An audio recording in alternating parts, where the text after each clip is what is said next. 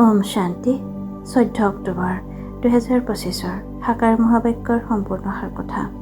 মৰমৰ সন্তানসকল, এই পুৰুষোত্তম সংগম যুগ কল্যাণকাৰী যুগ, ইয়াতেই পৰিৱৰ্তন হয়। তোমালোক কনিষ্ঠৰ পৰা উত্তম পুৰুষ হোৱা।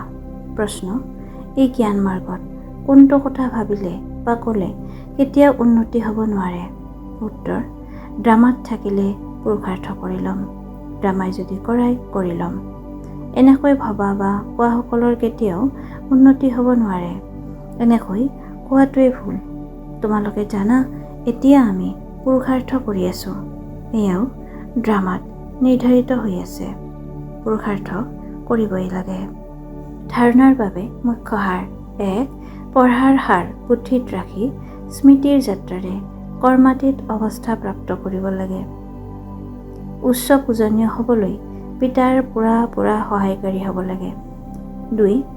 সত্য পিতাৰ দ্বাৰা শুদ্ধ ভুলৰ যি বোধ প্ৰাপ্ত হৈছে তাৰে সত্যনিষ্ঠ হৈ জীৱন বন্ধনৰ পৰা মুক্ত হ'ব লাগে। মুক্তি আৰু জীৱন মুক্তিৰ উত্তৰাধিকাৰ ল'ব লাগে। বৰদান: পৰস্পৰ স্নেহৰ লেনদেনেৰে সকলোকে সহযোগী কৰি তোলোতা সফলতা মূৰ্ত হোৱা। বিস্তাৰ: এতিয়া জ্ঞান দিয়া আৰু লোৱাৰ অৱস্থা পাৰ কৰিলা, এতিয়া স্নেহৰ লেনদেন কৰা। যিয়েই সন্মুখত আহে, সম্বন্ধত আহে, তেতিয়া স্নেহ দিয়া আৰু লোৱা। ইয়াকেই সকলোৰে স্নেহী বা মৰমৰ বুলি কোৱা হয়। জ্ঞান দান অজ্ঞানীসকলক কৰিব লাগে, কিন্তু ব্ৰাহ্মণ পৰিয়ালত এইটো দানৰ মহাদানী হোৱা। সংকল্পটো কাৰোবাৰ প্ৰতি স্নেহৰ বাহিৰে অন্য একো যাতে উৎপত্তি নহয়। যেতিয়া সকলোৰে প্ৰতি স্নেহ গঢ়ি উঠে, তেতিয়া স্নেহৰ প্ৰতিদানত সহযোগ পোৱা যায় আৰু সহযোগৰ ফলাফল সফলতা প্ৰাপ্ত হয়।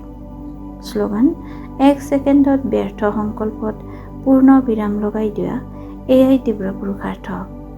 অব্যক্ত সংকেত: নিজৰ আৰু সকলোৰে প্ৰতি মনেৰে যোগৰ শক্তি প্ৰয়োগ কৰা।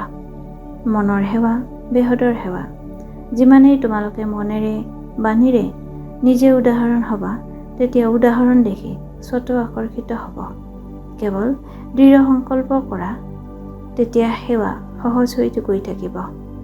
যদি বাণীৰ বাবে সময় নাই, তেন্তে বৃত্তিৰে মনেৰে পৰিৱৰ্তন কৰাৰ সময়টো আছে নহয়।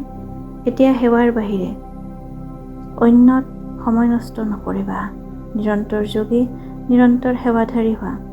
যদি মনেৰে সেৱা কৰিব নাজানা, তেন্তে নিজৰ সম্পৰ্কৰে নিজৰ চলনেৰেও সেৱা কৰিব পাৰা। ওম শান্তি।